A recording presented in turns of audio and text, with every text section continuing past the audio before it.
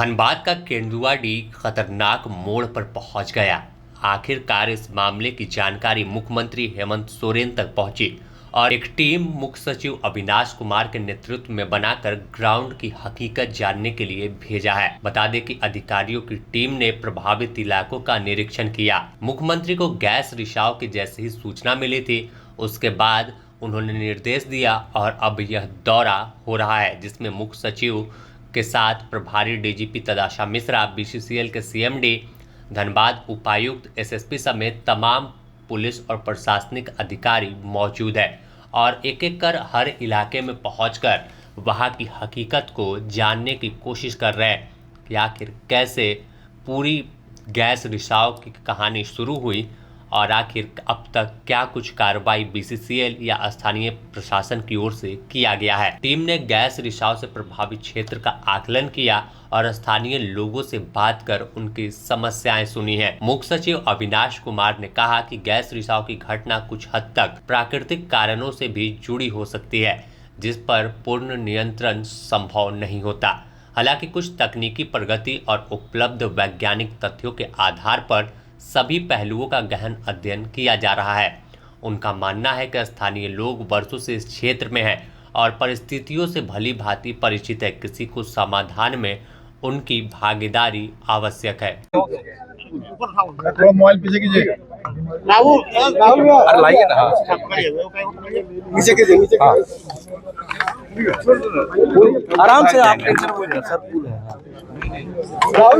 हो गया, पकड़ लिए सर। क्या चीजें समझ आई यहाँ पे सर? देखिए,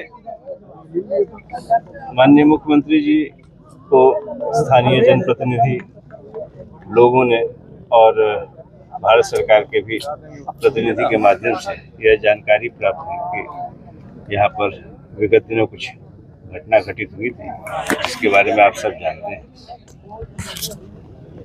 कुछ प्राकृतिक चीज है जिस पर किसी का नियंत्रण नहीं है, लेकिन तकनीकी जो प्रगति हुई है उसका भी हम लोग इस्तेमाल करते हुए अध्ययन कर रहे हैं।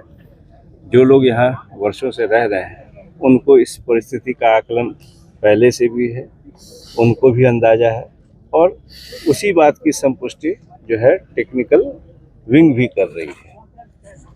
स्थिति का जायजा लेने ही हमको भेजा गया। पूरी टीम हम लोग के साथ आई है। माननीय मुख्यमंत्री जी ने कहा कि पूरी टीम जाए ताकि राज्य सरकार की ओर से असेस कर सके कि वर्तमान स्थिति क्या है, भविष्य में इस पर क्या किया जा सकता है, कैसे लोगों की जन सहमति बनाई जा सकती है, अगर शिफ्ट करने की स्थिति बनती है, अगर प्रोटेक्ट करने की स्थिति बनती है तो कैसे इस चीज़ को संपादित किया जाए, कैसे लोगों को जोड़कर ही कोई निर्णय लिया जाए।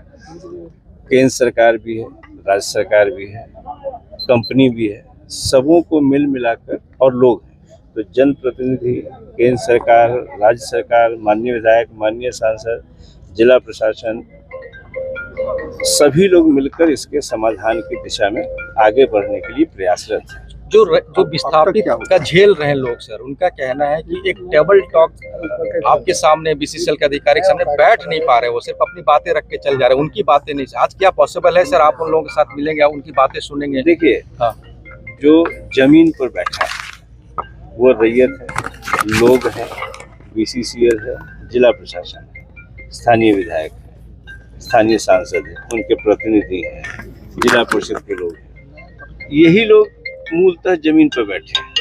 ऊपर के लोग अगर आकर इनसे संवाद करेंगे तो शायद वार्ता अच्छी नहीं होगी। ज़्यादा अच्छी वार्ता जिनके साथ डेली का उठना बैठना है, डेली का मिलना जुलना है, डेली से बात करना है और वही लोग एक दूसरे के साथ बेहतर समझ सकते हैं। हमारी पूरी शक्ति, पूरी ताकत, पूरी मशीनरी इस समस्या के निदान के लिए उपलब्ध है।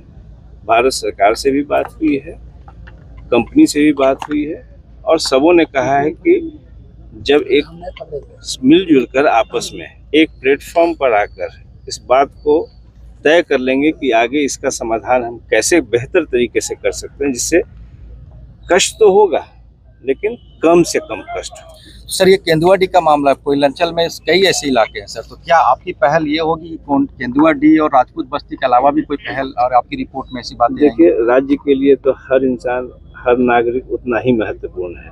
ये दुर्भाग्य है कि इसकी शुरुआत अभी केंदुआडी में ऐसी घटना की शुरुआत हमें देखने को मिली, लेकिन हर व्यक्ति जो इस राज्य में पीड़ित हो सकता है, कष्ट में हो सकता है, उसके लिए राज्य सरकार और सभी सरकार, केंद्र सरकार भी उसके लिए चिंता करती है। क्या गैस पर नियंत्रण संभव है सर? तकनीकी चीज पर हमसे आप पूछेंगे तो हमें थोड़ी कठिनाई सर होगी। रिलोकेशन भी एकमात्र ऑप्शन है। ये हमने क्या कहा कि हमको ये देखना है कि मिनिमम कठिनाई किसमें है। आप भी जानते हैं, अगर मैं यही सवाल आपसे पूछूं तो आप भी इसका समाधान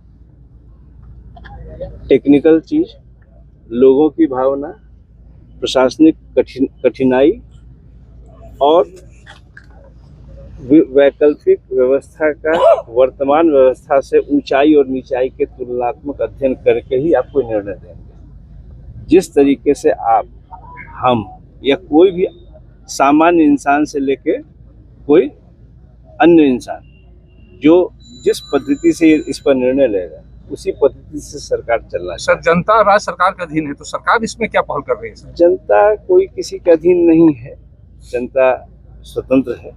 जनता की बुनियादी आवश्यकता राज्य सरकार की जिम्मेवारी है, और राज्य सरकार बिल्कुल कृतसंकल्प है कि वो केंद्र सरकार, राज्य सरकार, कंपनी सबों के साथ मिलकर इसका समाधान। वहीं धनबाद विधायक राज सिन्हा ने कहा कि मामले को सिर्फ न विधानसभा में उठाया बल्कि मुख्यमंत्री से मिलकर उन्हें लिखित आवेदन भी दिया था, जिसके बाद उनका ध्यान इस इलाके में हुआ है।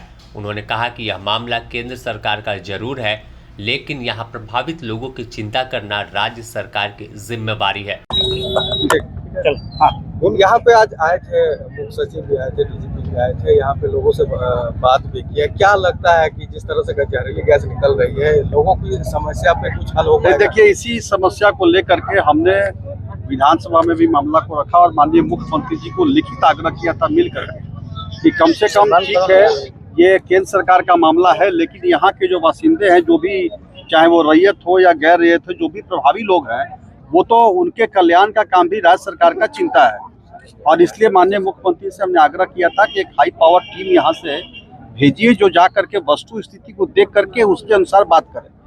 क्योंकि देखिए, बातें आ रही हैं कि कुछ लोग कह रहे हैं, यहाँ के स्थानीय के जो है उनको लगता है कि ये बीसीसीएल हमको उजाड़ने के लिए भ्रम फैला रहा है, और केंद्र सरकार जब प्रेशर बना रही है कि इनको उजाड़ो, उसीलिए गैस का हुआ दिखाया जा रहा है।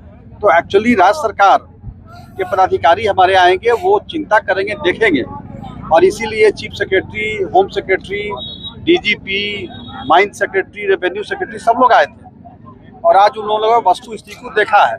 मैंने स्पष्ट कहा है उनसे कि हमारे जो वैज्ञानिक काम कर रहे हैं कि किस प्रकार से बोर होल करके और जांच करके गैस को सबसाइड कैसे किया जाए, इसके ऊपर उनका काम चल रहा है। तो हमने स्पष्ट रूप से कहा है कि देखिए, पहले ये गैस सबसाइड करने का प्लानिंग कीजिए, गैस को उसी में दबा दें या उसका कोई उपाय न्यूट्रलाइज करें, इसका चिंता करना होगा। उसके बाद ही कुछ बातें होगी। तो और अगर बातें होंगी भी विस्थापन का, अगर ऐसा मौका, अगर अंतिम वही अगर है, तो पुनर्विस्थापन जो आरआर पॉलिसी के तहत जो सुविधाएं मिलना है वो सबको मिले, प्रभावी लोगों को, चाहे रैयत हो चाहे कॉलोनी के लोग हैं। और उसके बाद उनके रोजगार की व्यवस्था क्या होगी वहाँ पे, इसकी भी चिंता करनी होगी सरकार को। और इसीलिए ये यहाँ से देख के गए हैं। ये माननीय मुख्यमंत्री से उन्होंने कहा है कि मैं बात करूँगा, और फिर इसके बाद नेक्स्ट फेज में बैठक एक होगी, उस पर बीसीसीएल के भी अधिकारी रहेंगे, राज्य सरकार के भी अधिकारी रहेंगे, और यहाँ के जो भी प्रभावित लोग हैं उनमें से भी 2-4 लोगों को बुलाया जाएगा और जनप्रतिनिधि होंगे। उसके बाद बैठ करके विचार विमर्श करके भाई उसके उन लोगों के सामने वस्तु स्थिति को रखा जाएगा कि क्या वस्तु स्थिति है। तो यही अभी प्लानिंग है, और निश्चित रूप से जनता के हित को पहले देखना काम है, लोगों का हित का पहले ख्याल होगा। बता दें कि धनबाद का केंदुआडी कई दिनों से तड़प रहा है। यहाँ 2 लोगों की जान चली गई, जबकि दर्जनों अस्पताल में है। कार्बन मोनोऑक्साइड गैस का रिसाव हो रहा है, जो खतरनाक स्तर पर है, और अगर इस इलाके में लोग और दिन रहें तो हर ओर आपको डेड बॉडी मिलेगी, क्योंकि यहाँ पहुँचने के बाद दम घुटता है और दम घुटने के बाद जो तस्वीर निकली थी कि लोग तड़प तड़प कर मर रहे हैं, गिर जा रहे हैं, कुछ ऐसी ही कहानी आने वाले दिनों में दिखेगी अगर जल्द ही इस पूरे मामले को विस्थापित किया जाए या फिर गैस रिसाव पर किसी तरह कंट्रोल किया जाए। इस पर पहल नहीं की गई तो यह राजपूत बस्ती और एक मुस्लिम बस्ती ये बर्बाद होकर रह जाएगी। यहाँ सिर्फ अवशेष आने वाले दिनों में बचेंगे। धनबाद से नीरज कुमार की रिपोर्ट।